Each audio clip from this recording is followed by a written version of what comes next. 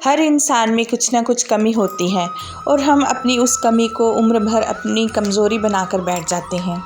हम अपनी कमी पे काबू पा सकते हैं, उनमें भी अपनी मजबूती ढूंढ सकते हैं। अगर आप भी उनमें से एक हैं जो अपनी कमी को अपनी कमज़ोरी बनाकर बैठे हैं, तो ये कहानी आपके लिए है। नमस्कार दोस्तों, मैं पूजा अपने चैनल जय श्री कृष्णा में आपका स्वागत करती हूँ। कमी में भी मजबूती ढूंढें। एक भिश्ती था, उसके पास 2 घड़े थे। उन घड़ों को उसने एक लंबे डंडे के 2 किनारों से बांधा हुआ था। एक घड़ा तो मजबूत और सुंदर था, परंतु दूसरे घड़े में दरार थी।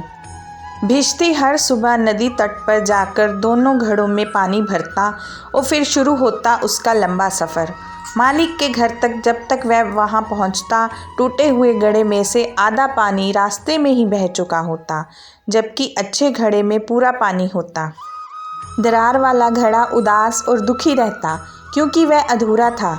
उसे अपनी कमी का एहसास था। वह जानता था कि जितना काम उसे करना चाहिए, वह उससे आधा ही कर पाता है।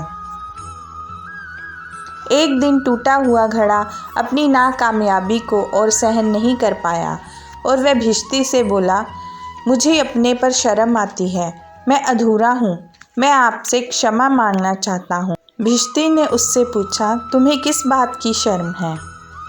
आप इतनी मेहनत से पानी लाते हैं और मैं उसे पूरा नहीं रोक पाता, आधा रास्ते में ही गिर जाता है। मेरी कमी के कारण मालिक को आप पूरा पानी नहीं दे पाते, दरार वाला घड़ा बोला। भिश्ती को टूटे हुए घड़े पर बहुत तरस आया। उसने प्यार से टूटे हुए घड़े से कहा, आज जब हम पानी लेकर वापस आएंगे, तब तुम रास्ते में खूबसूरत फूलों को ध्यान से देखना। चढ़ते सूरज की रोशनी में ये फूल कितने अच्छे लगते हैं। और उस दिन टूटे हुए घड़े ने देखा कि सारे रास्ते के किनारे बहुत ही सुंदर रंग बिरंगे फूल खिले हुए थे। उन लाल, नीले, पीले फूलों को देखकर उसका दुखी मन कुछ समय के लिए अपना दुख भूल गया, परंतु मालिक के घर पहुंचते ही वह फिर उदास हो गया। उसे बुरा लगा, फिर इतना पानी टपक गया था।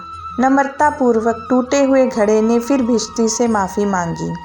तब भिश्ती टूटे हुए घड़े से बोला, क्या तुमने ध्यान दिया कि रास्ते में वह सुंदर फूल केवल तुम्हारी तरफ वाले रास्ते पर ही खिले हुए थे? मैंने फूलों के बीज केवल तुम्हारी तरफ ही बोए थे, और हर सुबह जब हम इस रास्ते से गुजरते तो इन पौधों को तुम्हारे टपकते हुए घड़े से पानी मिल जाता था, वरना मैं कहाँ इन्हें पानी देता था। पिछले 2 सालों से यही फूल मालिक के घर की शोभा बढ़ाते हैं। तुम जैसे भी हो बहुत काम के हो।